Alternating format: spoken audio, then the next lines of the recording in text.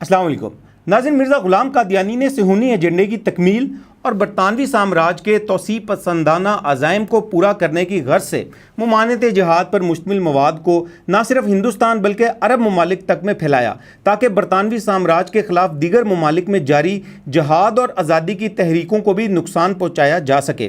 اسی حوالے سے مرزا غلام قادیانی لکھتا ہے، میری عمر کا اکثر حصہ اس سلطنت انگریزی کی تائید اور حمایت میں گزرا ہے۔ میں نے ممانعت جہاد اور انگریزی اطاعت کے بارے میں اس قدر کتابیں لکھی ہیں اور اشتہار شائع کیے ہیں، اگر وہ رسائل اور کتابیں اکٹھی کی جائیں تو 50 الماریاں ان سے بھر سکتی ہیں۔ میں نے ایسی کتابوں کو تمام ممالک عرب اور مصر اور شام اور کابل اور روم تک پہنچا دیا ہے۔ میری ہمیشہ کوشش رہی ہے کہ مسلمان اس سلطنت کے سچے خیرخواہ ہو جائیں اور مہدی خونی اور مسیح خونی کی بے اصل روایتیں اور جہاد کے جوش دلانے والے مسائل جو احمقوں کے دلوں کو خراب کرتے ہیں ان کے دلوں سے معدوم ہو جائیں۔ حوالہ روحانی خزائن جلد 15 صفحہ 155-156۔ ناظرین، یہ تھا آج کا حوالہ۔ نیکسٹ پروگرام تک کے لیے حسنانہ کو اجازت دیجیے۔ اللہ حافظ۔